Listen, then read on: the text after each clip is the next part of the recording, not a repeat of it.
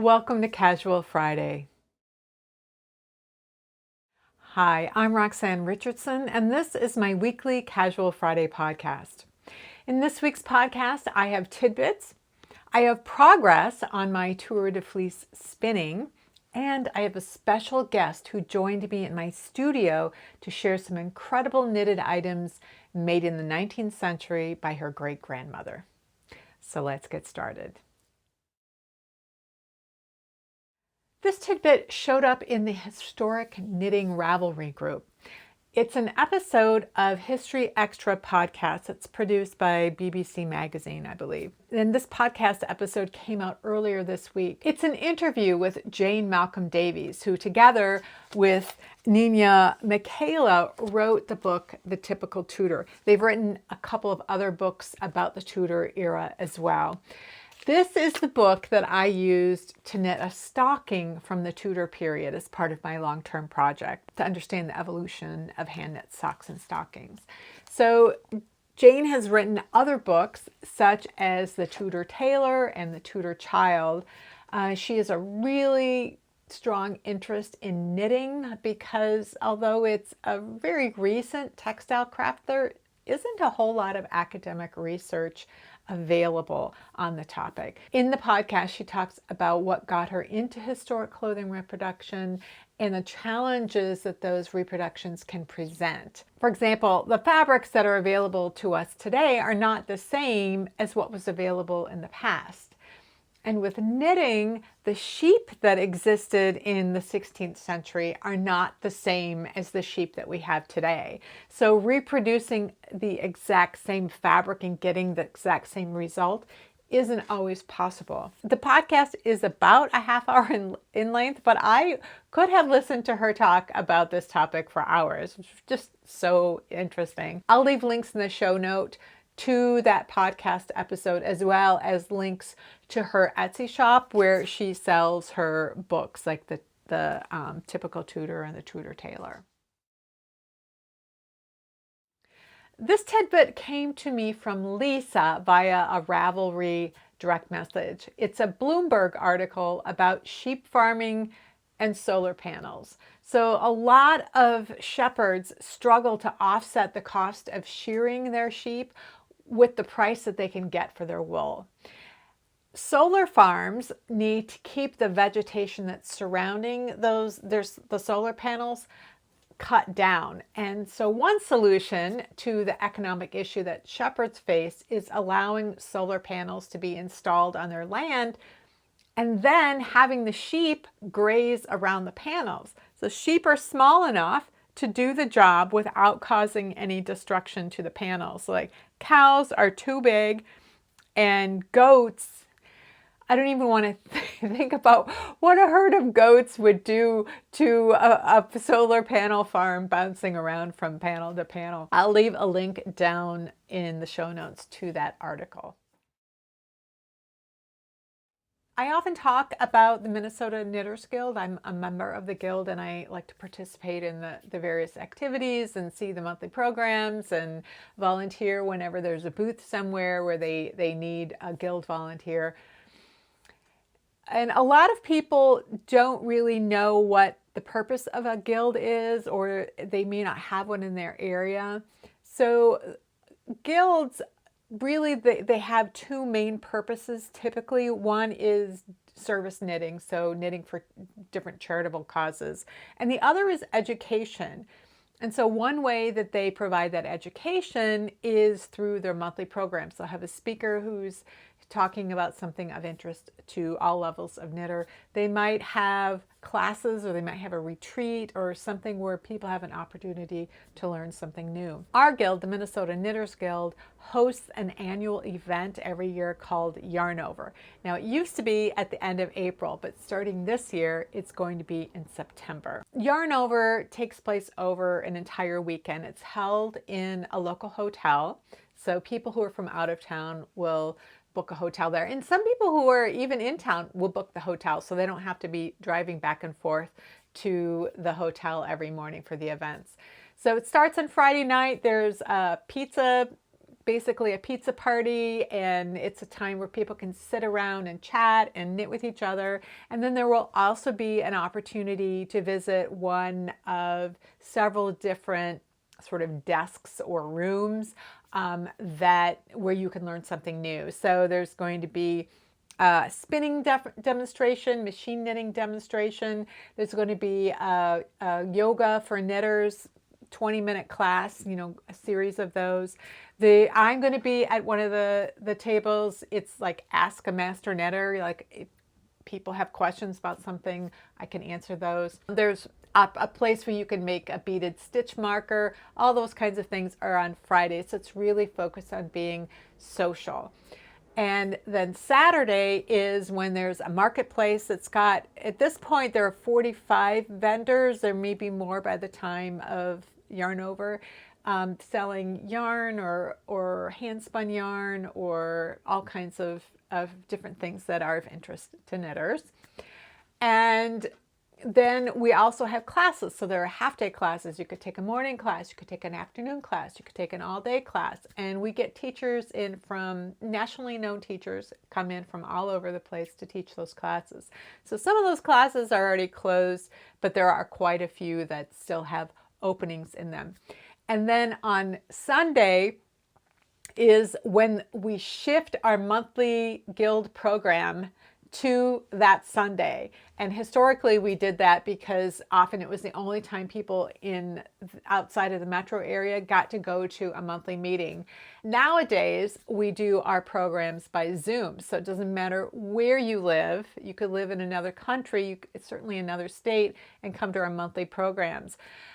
This will be the first time since COVID that we will be having an in-person meeting, and it's going to be the one that has often been the most popular of the year. It's the post-state fair meeting where people who entered items into the state fair can show what they entered. They can say whether or not they got a ribbon, and then they can read what the judges' comments are. So you can really get an up-close look at the things that people entered into the fair. Yarnover is open to non-members as well as members. It starts Friday, September 22nd and goes through Sunday, September 24th. Like I said, non-members are welcome to come. Non-members are also welcome to our monthly programs, which again are always held on Zoom, so they are accessible to everyone.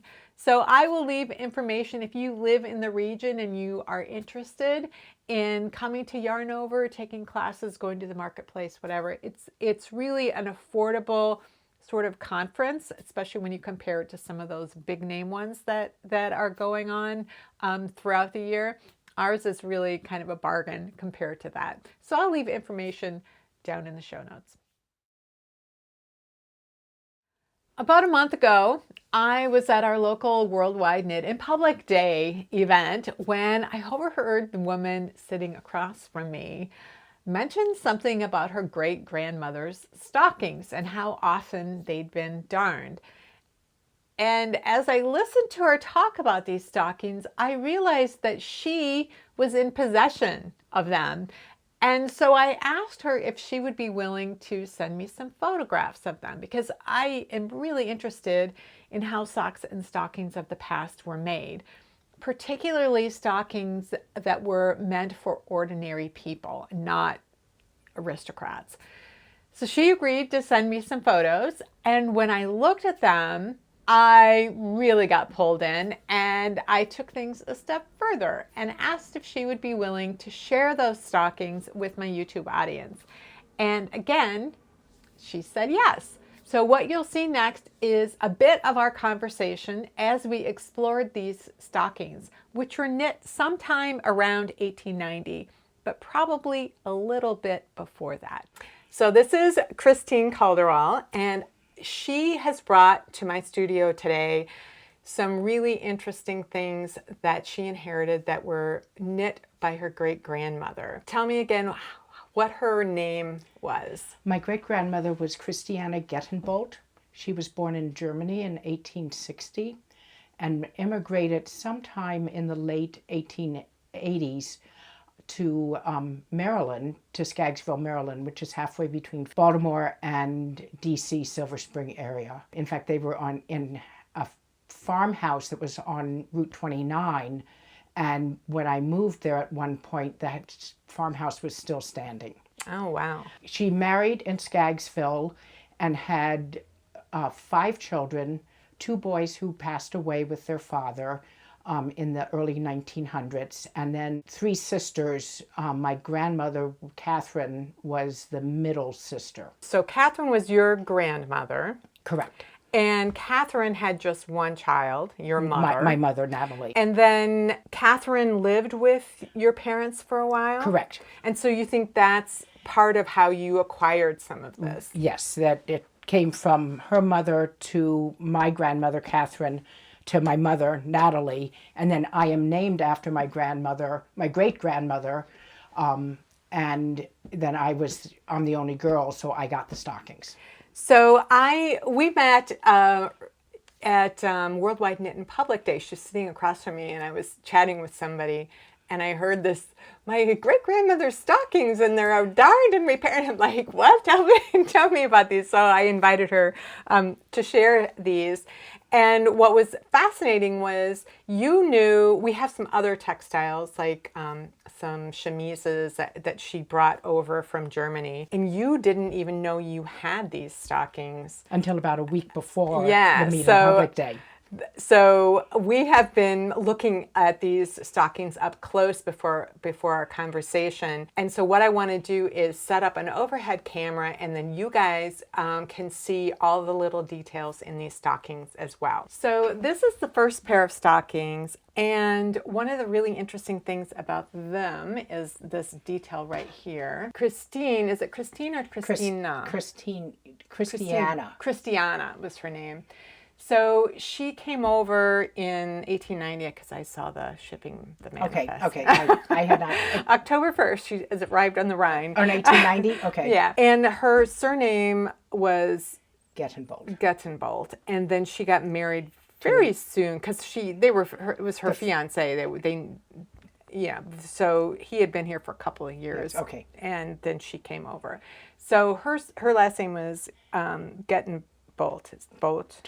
And so these are little beads right here. You can see that they were attached with thread, and they were probably her initials. And so to me, this is really unusual, the beading. I mean, I think it was done, but these seem like really special stockings to me. They have this beautiful lace at the top. When you look at the heels, you can see that they've been darned a number of times with matching yarn. We were talking about what kind of fiber we thought this was, and we're thinking it's either cotton or linen. Linen stockings were made. I think cotton might have been more common. The toes have also been repaired. What's interesting there's a couple of things that are really interesting about these stockings. So down the back of the stocking, you have what's called a seam line. This usually marks the beginning of the round. And then there might be a single column of pearls or garter stitch, or could be a double column. And in this case, it looks like seed stitch. So you have a purl and a knit, and then the next round, a knit and a purl. And it helps mark the beginning of the round, but also lets you keep the shaping symmetrical. It was really common to always just use a knit 2 together rather than mirrored decreases, but you can see on here that these decreases at the calf are pointing toward each other. So they did use shaped decreases here. And then the type of the heel that we've got is called a Dutch heel. So the heel is divided into thirds, and that center third is, you always maintain that number of stitches, and then you decrease that last stitch of the center together with the adjacent stitch, and then when you're purling back the other direction, you work the last stitch together with the stitch next to it. What's interesting about this is that she maintained that seam line all the way down the foot, and instead of having a gusset, a line of decreases here after picking up stitches, she's got decreases along the bottom. That might be why she has the seam line. So Yep. to mark where the decreases are, and to have, not have that sort of triangular line of decreases there. So we're wondering, we were talking about whether these might have been her wedding stockings, like if this was part of her trousseau, because these are really special stockings, and she kept them. She didn't get rid of them. So is there anything else that you might want to say about these stockings? No. I was just always amazed at how much darning was done, and almost darning on top of darning. Yeah. So they obviously were worn a fair amount. Yeah, and they didn't have nylon to help reinforce. So what's interesting about these toes is, in a way, they're kind of like a standard wedge toe, where you have decreases on each end of the instep and then each end of the sole. But instead of just having a plain decrease, she's got these really interesting double decreases. So and then she does them every 4 rounds instead of every other round. Usually that's a detail that you would see like at the neck of a sweater or something that was really visible, which is another reason I think, these are just really special stockings. Because let's look at the other pair of stockings. All right, so here is the other pair of stockings. And these are interesting in sort of both the similarities but the differences. So at the top we have a nice chevron design, and the white continues for a while, and then they change to blue. And these are like a heavier, thicker stocking than those other ones. The other ones were finer, which could be a sign either that they were linen or that they were just finer cotton, because linen does have more drape. You could be onto something with the linen. And then you see the repairs here. And so there was no matching of the yarn color in here. So let's get up close so you can see what's going on with the heels. So only part of the heel remains, but you can see that there is another color that was mixed in with the blue yarn. And that was probably a reinforcing thread. That was really common to, add another strand of yarn in the heel for the durability. It wasn't enough to keep them durable, because what we have here is like a commercially knit sock that was used to create the rest of the heel, like to replace it. And this looks like a ribbed, it's like some kind of a ribbed sock. So it might have been something from the top of the sock, like the leg of a sock, and then they created this this heel to match the original shape. And then at the toes, you've got it attached here as well, and there's kind of this 2 layers here. Like the blue extends to like right here, and so that there's this overlap. But the other toe is interesting. Is it this toe? Or no, this is the toe that's different. So this one's got the ribbing, that ribbing right there, and then this one has ribbing right here, but this part is stockinette, only it's the reverse side. It's the purl side of the stockinette. And then this one, you can see that it has those gussets that we normally would see, where she didn't do them in, I'm going to call them the wedding stockings, where she didn't have this kind of angled line. And the other thing that's interesting about these socks is that where in the wedding stockings we saw down the back of the seam line, we saw mirrored decreases down the calf. On these sock gussets, it is, if we look at in this direction, this is a knit 2 together. You get that line of stitches where the other stitches are disappearing underneath it. But on this side, you don't have that. It's because you've got the knit 2 together is facing in this direction instead of an SSK. So it could be that it just, wasn't worth doing for a pair of, basic work stockings, wasn't, and if those other ones were part of her trousseau, she may have been knitting those years while he was overseas, making those beautiful stockings. And then one other difference is along the heel here, the edge of the heel flap, you'll see a garter stitch border. And then you can see the edge of the selvage stitch. So she picked up the stitches through the selvage stitch, and the selvage stitch may not have been slipped. It may have just been a regular selvage stitch. And then we can see up the back of the leg of the calf right here is a column of garter stitch. Oh, and then we've also got her initials again. Okay, so this one, it says CG, so that's her maiden name as well. Yes. So maybe these are the stockings she wore on the ship. Maybe. Maybe, you know, because there's some reason she kept these. These are amazing. I love to see real people's stockings, and I love to see these signs of repair to show what lengths people went to. She repaired them and repaired them and repaired them, but still didn't get rid of them. Right. Some of you may have wondered or guessed about what's going to happen next.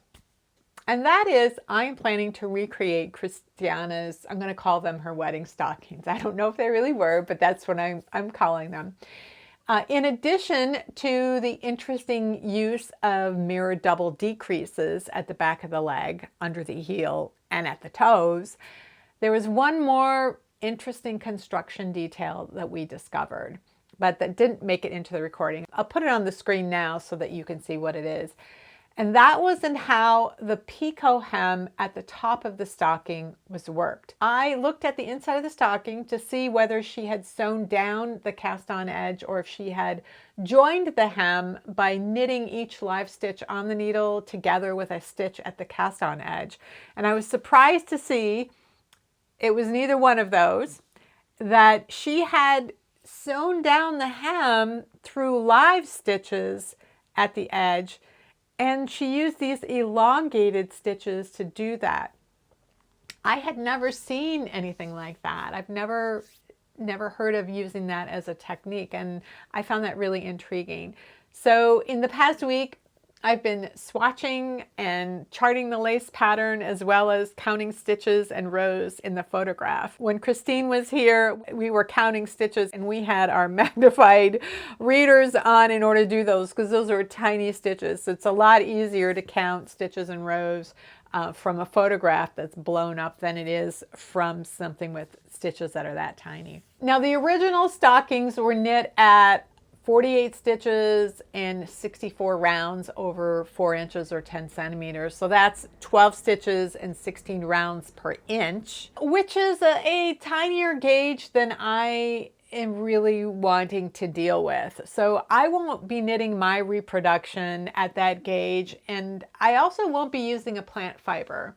I'll be using a commercial sock yarn instead, and I'll be working at 8.5 stitches per inch. So something more like a normal gauge, but I will still reproduce the stitch patterns and all of the techniques in the construction of that stocking. My goal is to understand the construction method and the techniques used. So I tend to be a little bit more lenient when recreating a historic stocking when it comes to matching the exact fiber and the gauge, because these are stockings I want to knit, and having to knit them at really tiny gauges would make me not want to do that. Now, Christine also brought with her 2 linen chemises that her grandmother had sewn using linen fabric that was woven from the flax grown on their family farm in Germany. Both were embroidered with Christiana's maiden name initials, so they were also made in Germany before she immigrated to the US. There were a couple of other interesting family textiles that Christine shared with me through photographs. One is an embroidery sampler featuring the date that Christiana was born, 1860. Christine wasn't sure when the sampler was actually made, nor did she know for sure who made it. One thing that I did find interesting about the sampler was that the letter J was missing from every one of the alphabets. And we can't really figure out why that would be. If anyone has any idea about why someone might skip a letter in the sampler, other than maybe not knowing their alphabet, I would love to know down in the comments below. Finally, there were a set of crocheted pillow covers that Christine had that noted her grandfather's dates of service during World War I. So the date he entered and then the date he left at the end of the war. He was a painter in the Navy Yards in Philadelphia and continued serving in the Navy for several years following the end of the war. But I thought these pillowcases were really interesting. I had never seen something like that before. I don't know if that was a popular thing to do or if that was just something someone in the family thought to do because it was an important period of their lives. So I'm incredibly thankful to Christine for sharing her family heirlooms with me and giving me the opportunity to handle and examine those really precious items. There's so much to learn through an up-close examination that really can't be done by looking at a single photograph or looking through a museum case at something. I really appreciate her generosity, and I look forward to recreating those stockings. These are wonderful. So Tour de Fleece started Saturday, July 1st and continues through July 23rd. It coincides with Tour de France. And so the whole idea is just to have fun spinning, challenge yourself, set yourself some goals. There are a couple of specific days that are challenge days and that are followed by rest days. So we're following that same schedule that the cyclers are following, only we're doing it with our spinning. And your goals can be just to spin 15 minutes every day, or it could be to spin a sweater's quantity worth of wool or whatever it is. So my goals have been to process and spin as much of the rare breed samplers that I can in the month. So I want to spin every day and just get through as much of that as I can and learn some new skills along the way. So the one tool that I've had for a few years for processing washed fleece is a drum carder. And I use that to card my Swedish Finull or fine wool. And I spun that up this week and ended up with a bobbin full of okay yarn. We'll see what it looks like once it's been knitted up. So what I noticed when I finished spinning this is that I was actually winding it off of the bobbin and onto my niddy noddy into a hank. So a hank, you know, is one of these kinds of things.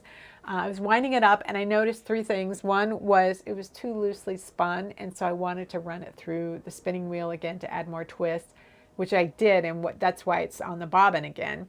So I haven't brought it off the niddy noddy yet. The second thing I noticed was that I ended up making a Z-plied yarn. I had intended to make an S-plied yarn. I just spent no time at all when I sat down at the wheel thinking about which direction do I want the wheel to go in order to end up with the yarn that I needed. I didn't spend any time thinking about it. I did notice what direction I was spinning to make the singles, and then I did the opposite when I plied it, which is good. But I did not end up with the twist that I intended. The third thing I noticed was I hadn't spun up all the wool. I still had a ball of roving left. And so I thought, oh, I'll just spin that the way I had intended to spin it so that I would have an S-plied yarn. So I do have this Swedish Finull. It's squishy and it's very soft to the touch. It is a fine wool. So I will be able to compare what the two look like. I have a lot more of the Z-plied yarn than the S, but I'll be able to compare the two and how they knit up and what the fabric looks like. The next thing that I wanted to tackle was a dual-coated Norwegian Spelsau. And so this fleece had black and white in it, and a dual-coated fleece, it means it has an outer coat that has longer, coarser fibers and then a downy, finer undercoat. And my understanding is a lot of breeds will have different staple lengths for the outer coat and the undercoat. But this one, apparently they're very close, and so they can be spun together. But I was told if I carded them, that might break the undercoat. and it was suggested that I could spin from the locks, which I don't know how to do. And so what I decided to do instead was to comb it, because it was pretty long fiber. I haven't combed before. I bought myself a set of combs. I bought myself a set of fine combs. These are called Valkyrie. They're fine combs. And there's 2 rows of these tines. It's good for combing finer wools. And then there's coarser combs that have the tines are wider apart. And so I borrowed a set of those, and I was combing the outer coat with that, and it worked pretty well. And then I just tried it with the finer ones to see if that worked as well. And what I did was I kind of separated out as I gathered up enough to load onto one comb at a time. I kind of grouped like colors together. So there were some areas that were really mixed black and white or gray and white. And then there's some that was largely white and some that was largely dark. As I combed it all up, I ended up with 9 different nests of combed top, and I put them in gradient order, and then I spun them in order and into, onto one bobbin of singles. And then when I plied it, I used what's called a chain ply so that I could preserve that sort of gradient order. So I didn't end up with a ton. There's a lot of waste. I was warned about there's a lot of waste in combing. So I ended up with a nice little skein of the outer coat. And now I have to tackle the undercoat. And I'm not sure about the warning I was given about carding could break that undercoat. I don't know if that's true only if you're trying to blend them together or if it's just true in general. So my idea, and it may end up not doing this, it may be obvious that it's not working, but my idea is to drum card some of it, to comb some of it, and then to hand card some of it. I have a set of hand cards I've used very little just to try to practice. So I really want to understand how to use the hand cards better. And then just spin each of those up and see how the resulting yarns compare. So I'm using this as an opportunity just to learn new skills with tools, learn some more about, spinning different types of fiber, like a dual coated or, this or that. So this weekend I'll start tackling the undercoat of the Norwegian Spelsau. Well, that's it for this week's Casual Friday. If you have any comments or questions about today's video or suggestions for videos you'd like to see in the future, you can leave those down in the comments below. Thanks for watching, and I'll see you next week.